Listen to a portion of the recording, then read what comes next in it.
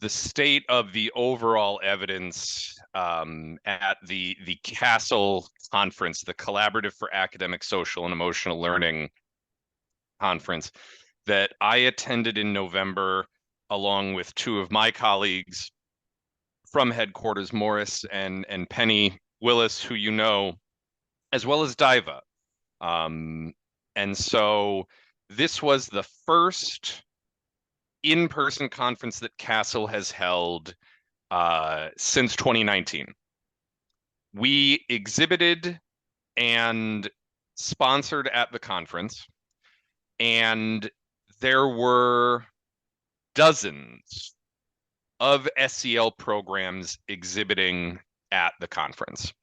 I would need to go back and look, but Diva, you can confirm. I would estimate close to 100 different programs, products, and resources were all exhibiting in the hall, and they ranged in quality, depth, and rigor. There were some programs that are very close to Lion's Quest in the depth that they provide in SEL. There were others that were, I'll be very honest, quite limited in their scope, quite limited in their quality. I'm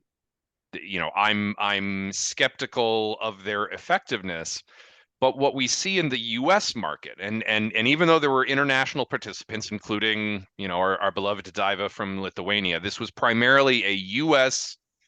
conference focused on U.S. educators.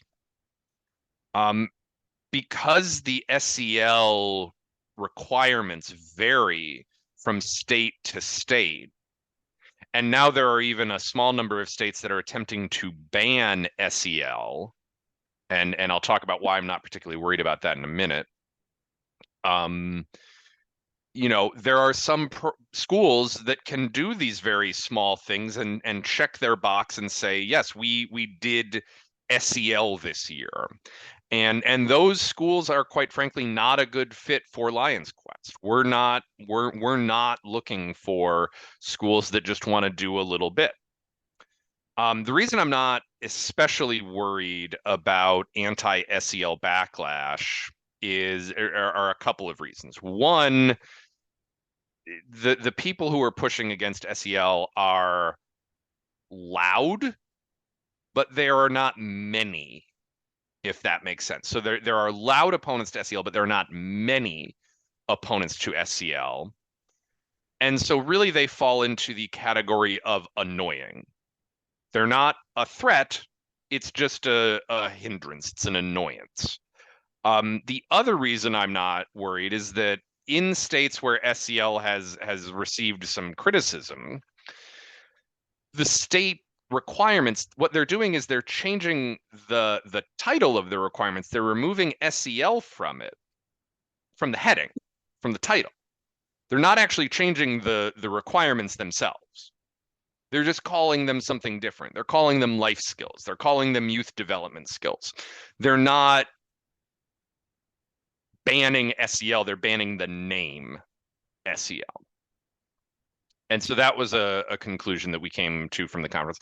The other point that I want to make is next year's conference, 2024, so I guess technically this year, will be in Chicago. And we want more presentation sessions for next year's conference. The conference opened submissions for presentations yesterday, and I will send it to Vanessa to send around to everyone. We want to see more submissions about Lion's Quest programs on the agenda for next year, so that there are more breakout sessions and presentation sessions. So we encourage you to submit. There's a couple of conditions. One, the language of the conference is English. And to my knowledge, there is no translation. Two, I do not know if LCIF would be able to support your travel if you were approved. I think that would depend on how many people get approved. But with those conditions in place, I encourage you to review and if you want to apply to highlight the work that you did in your own country, because I think the international aspect is something that's unique about Lions Quest. So obviously we are all familiar with the 5 CASEL social and emotional learning competencies, but there is an ever increasing focus on the settings where those competencies are addressed. And there is an increased emphasis on building beyond just the classroom and beyond the school setting. Classrooms is where we have traditionally made our mark. That is where we have worked. And this is true in the US. This is true in the 110 countries that do Lions Quest.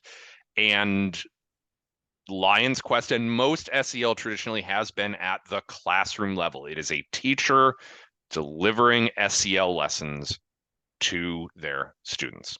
And this remains the most common use case for SEL. What we are seeing both in our own experience in Lions Quest and in the research is an increased focus on schools. And I'm sure Vanessa talked a little bit about this, but I want you all to know that one of our goals with the revision of this program, we have resources for the classroom and the school, but the balance is probably 90% of the focus is at the classroom and 10% is at the school. And we want that to be much more in balance. We want to elevate the work that we are doing with an entire school. And there's a lot of countries in Europe that focus on school implementation, and that coincides with the latest in research. And one of the themes you're going to hear from me today is that what we are doing is in line with the latest research. There's also an increased focus on outside of the school, so particularly families and caregivers, as well as in communities. And these are places where Lions Quest, because of our Lions volunteer network, is uniquely suited to thrive. And I'll talk about where we fit in just a minute. But this is the other piece of the program, that yes, it does exist now, but in the revision, we want to elevate it so that an implementer of Lions Quest thinks of this program not just as a classroom program, but as a school program, as a community program, and as a program for parents. And so in large part, due to the fact that there is this increasing criticism of SEL and opposition to SEL, a big focus of the CASEL conference was on the latest in research and really focus on not just what SEL is. Previous SEL conferences were really focused on, all right, how are we defining social emotional learning? We're kind of past that point as a field. And so now the focus is on what SEL does. What are the outcomes? And so we see from a lot of the latest research that we are validating the work that SEL can have, or the impact that it can have in academic achievement, in student well-being, including emotional distress and increases in pro-social behaviors, reductions in symptoms of depression and anxiety, building future skills, whether it's for high school graduation or employment or post-secondary graduation, and increases in school climate, school safety, reductions in various forms of bullying. So there were a couple of really interesting pieces of research that I got to learn about at the CASEL conference. And one is this focus on implementation quality. And I'm not sure how big the screen is and how well you're able to see this chart, but there's an increasing focus on not just what is in an SEL program, what we are putting into Lions Quest. there's an increasing recognition that that doesn't matter if conditions for implementation are not met. To use a metaphor, you can build the best car in the world, but if you can't get it out of the parking garage, what does it really matter? And so key aspects of high quality implementation include allocation of sufficient time, using data to inform decision making, trying to gain ownership and buy-in and motivation from the school being implemented, prioritization of staff support and training, not just at the beginning of implementation, but throughout the process, trying to build SEL skills beyond the classroom into these other settings that I mentioned, and giving students a chance to apply and transfer skills into their daily lives. It no longer is good enough to say, we do Lions Quest on Thursdays at 10 a.m. because that's SEL time, and then that be the only time that people are addressing SEL. It has to be full-time. It has to be embedded in the environment of the school. And this is helping guide what we are doing with the revision. And I think that there are countries in Europe who are probably poking Vanessa on the shoulder saying, hey, we do that. In Europe, we see a lot of these aspects already being met, but also a lot of challenges. I think we all agree that allocation of sufficient time is a challenge everywhere. And so that review came from a review that was done by Harvard University and a US foundation called the Wallace Foundation, where they reviewed dozens of SEL programs. And I can share this. I'll share the link because the document itself is about 400 pages. That in reviewing these programs, and really it was an intense look at about 25 programs at elementary school and about 20 programs at middle school and high school. Lions Quest was one of only 3 or 4 that had family engagement, that had community engagement, and had support for in-school and out-of-school models. And Lions Quest was the only one that did all of the above. So there were 3 or 4 programs that really focused on family engagement. We were one of them. There were 3 or 4 other programs that focused on community engagement. We were one of them. There were 3 or 4 programs that had rigorous support for both in-school and out-of-school models. We were one of them. We were the only one that hit all of those categories. And so as we think about the development of SEL, as we think about these other settings where SEL takes place, and as we look at least in the US, this very competitive market where new SEL programs are developing seemingly every month, we know that from a competitive standpoint, it's very hard for Lions Quest to compete. We have a small team compared to a lot of the other SEL programs. They are all focused on classroom and school engagement.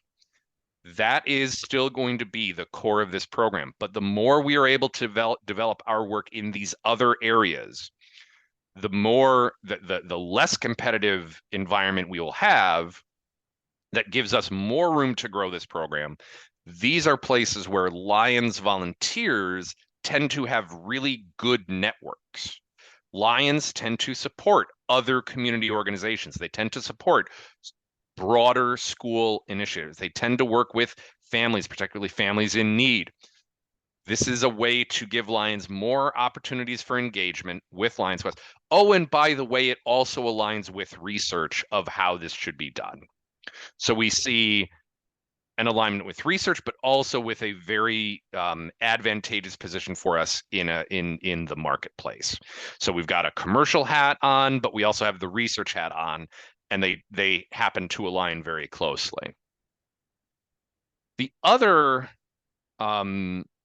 really interesting presentation that I saw was one titled Evidence-Based Practice Requires Evidence.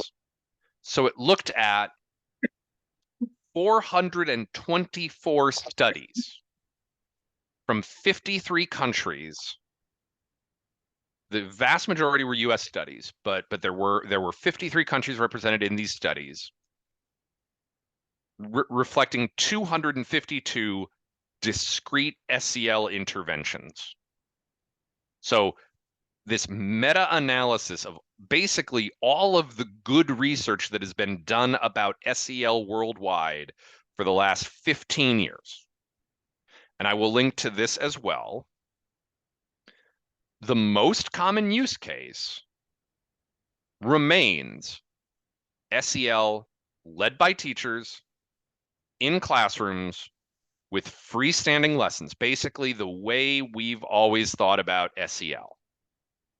And that makes sense, right? Like this broader focus is still new.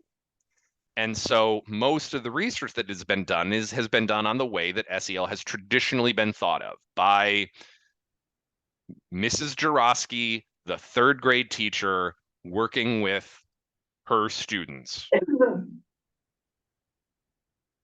But the new and emerging findings were really focused on, okay, what are the pieces of SEL that work? When we look at the programs that had good results, what were the common factors? One was that we teach emotion skills before social skills. We teach intrapersonal skills, the skills inside me, before interpersonal skills, me interacting with other people. And this is particularly strong at elementary school. Programs that taught all SEL competencies, so all 5 of those CASEL competencies, had stronger outcomes than those that targeted just one. So breadth over depth. And finally, this was really interesting, that programs that lasted 16 weeks and had the instruction at the beginning of the school year had stronger outcomes than programs lasting longer than 16 weeks or that lasted the entire school year. And this is still emerging research, but one of the potential reasons for this is that by stacking the instruction of SEL at the beginning of the year, you give students the rest of the year to actually practice those skills in the real world. And so if you put a interpersonal communication skill and it's lesson 25 in the sequence and it's already 75% of the way through the school year, well, they've been doing interpersonal communications that entire school year, even before you taught them the SEL competency. And so the theory goes that by putting it at the beginning, you're introducing the skills earlier and then giving them more opportunity to practice, which is where a lot of the development really takes place. And so that's interesting. That also happens to be in line with the way that we've been doing the revision. We've tried to shrink the number of lessons down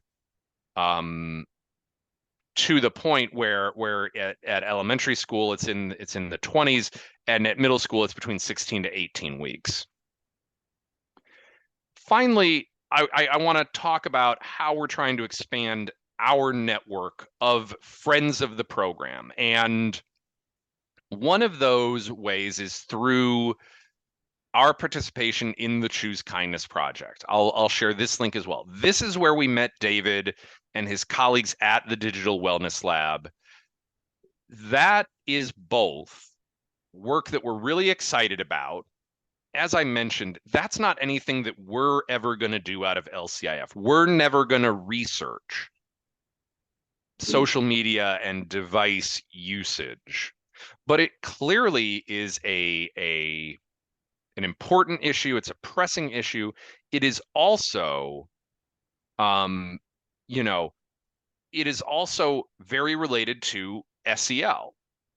And so Digital Wellness Lab is the first of this alliance of more than 20 organizations Many of them are organizations that do things that are related to what we do, but are not directly SEL skills. Or excuse me, they're not directly Lion's Quest things that we would be doing. Another example is an organization called the JED Foundation, which works on suicide prevention. That is not the expertise of the team at Oak Brook, but it is something that is of interest to educators worldwide. So now we have this network of friends of the program where if we wanted to do a webinar, if we wanted to collaborate with them um, on developing resources, we could do that. These organizations help us fill in the gaps of what Lions Quest can do. And so we've talked about creating a webinar series of these other organizations that are related to what we do, but that are not explicitly Lions Quest, and then put these resources into your hands, yes, as Lions Quest coordinators and chairpersons and trainers, but really as Lions, as volunteers, and disseminating those throughout your volunteer networks, even if Lion's Quest is not fully active in your country or has challenges, or you're only able to do a small number of schools. These are things that you can do with all of the Lions in your country. You can distribute these everywhere. And so you can, this is something that is going to continue through 2024 and beyond. And we know that international president and soon to be LCIF chairperson, Dr. Patty Hill, is very keen on this work. And so we expect to have a lot of support from her. And so with that, I think I'm just slightly past time, but I thank you for the opportunity to speak. I wish I could be there with you, but Vanessa is far more qualified at this point, and let's be honest, you want to talk to her anyway. And so Nilgan, I'm not sure of the agenda, but I'm happy to take questions, but also you know where to find me.